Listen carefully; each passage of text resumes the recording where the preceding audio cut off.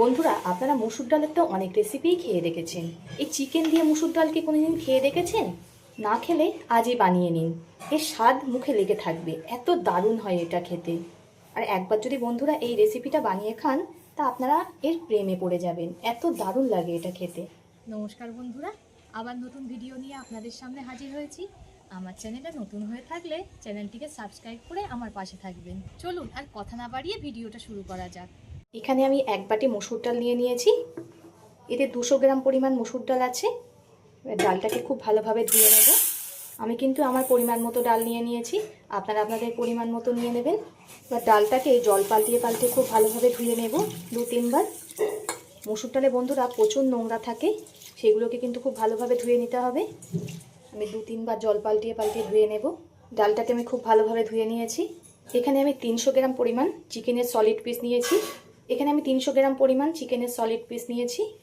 আপনারা solid piece নেবেন, solid piece দিলে বেশি ভালো লাগবে খেতে। এবার এই চিকেনগুলোকে ছোট ছোট টুকরে কেটে নেব।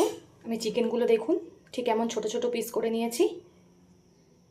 আপনারা এই চিকেন আর মসুর ডালের রেসিপি যদি না খেয়ে থাকেন, একবার হলেও ট্রাই করবেন, কথা দিচ্ছি দারুণ লাগবে খেতে। এবার রান্নাটা শুরু করা যাক। যেহেতু রান্নাটা আমি উনানে করব, উনানের জালটা ধরিয়ে নিয়েছি। এখানে কড়া বসিয়ে দিয়েছি, এতে দিয়ে দেব জল। জলটা গরম হয়ে গেছে, এবার ধুয়ে রাখা ডালগুলো দিয়ে দেব। ডালে দিয়ে দেব এই চামচের মাপ করে 1 চামচ লবণ। এবার ডালটারে খুব ভালোভাবে সিদ্ধ করে নেব। ডাল যখন ফুটে উঠবে দেখবেন ওপরে এমন গেজা হচ্ছে, সেটাকে ফেলে দেবেন। সেটা হচ্ছে ডালের নোংরা। এইভাবে উপর থেকে সব গেজাগুলোকে ফেলে দেব। ডালটা খুব ভালো রকমই ফুটে গেছে। এবার এতে দিয়ে দেব হলুদ, আবারও ফুটিয়ে নেব। বন্ধুরা, প্রথমেই যদি আমি হলুদটা দিতাম, তা ডালের ওই গেঁজা ফেলার সময় হলুদটা চলে যেত আর ডালের ঠিক কালারটা আসতো না। আর ডাল সিদ্ধ করার সময় আপনারা একটু হলুদ দেবেন, তাহলে কালারটা খুব সুন্দর আসবে। আমি এখানে কড়াইতে সিদ্ধ করছি, আপনারা চাইলে প্রেশার কুকারেও সিদ্ধ করে নিতে পারেন। কিন্তু কি বলুন তো, কড়াইতে সিদ্ধ করলে খেতে বেশি একটু ভালোই লাগে, ওই জন্যই আমি কড়াইতে সিদ্ধ করছি। ডালটা কিন্তু আমার পুরোপুরি সিদ্ধ হয়ে গেছে হলুদ দেওয়ার কারণে। এখনই দেখুন কত সুন্দর একটা কালার এসছে। এবার একটা হাতা দিয়ে ঠিক এমনভাবে একটু নেড়ে দিতে হবে, ডালটা পুরো একটা মাখো মাখো ব্যাপার চলে আসবে ডালের ভিতরে। ডালটা নামিয়ে কড়াটা আবার ধুয়ে বসিয়ে দিয়েছি গরম হতে। গরম হয়ে গেছে, এতে দিয়ে দেব সর্ষের তেল। তেলটা কিন্তু খুব ভালোভাবে গরম করে নিয়েছি। এই গরম তেলের মধ্যে দিয়ে দেবো একটা শুকনো লঙ্কা, 1 টুকরো দারচিনি, 2টো লবঙ্গ, অল্প করে জিরে।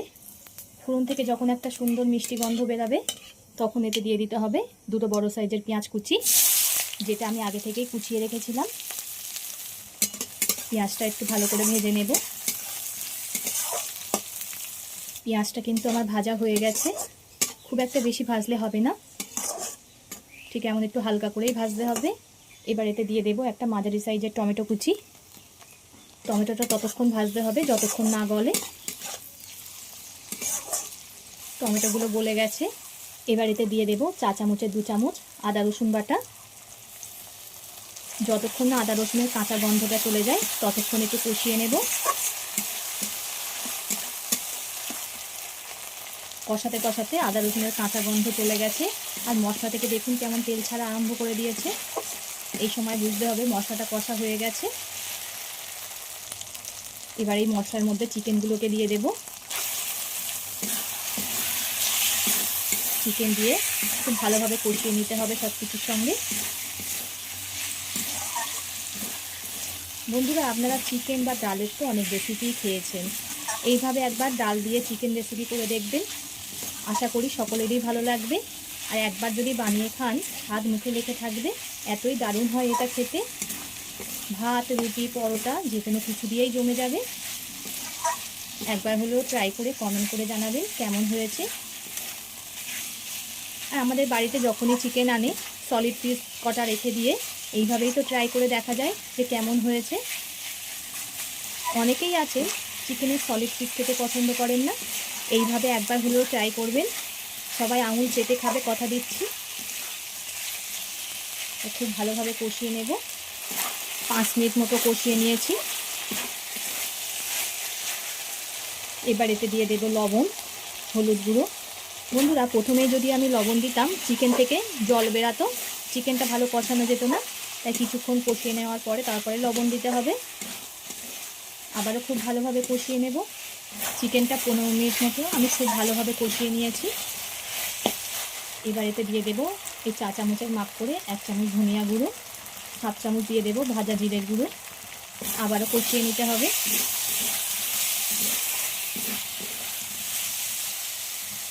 আমার বন্ধুরা কে কোথা থেকে দেখছেন কমেন্ট করে জানাবেন। আপনারা এত সুন্দর সুন্দর কমেন্ট করেন, আমার পড়তে ভীষণই ভালো লাগে।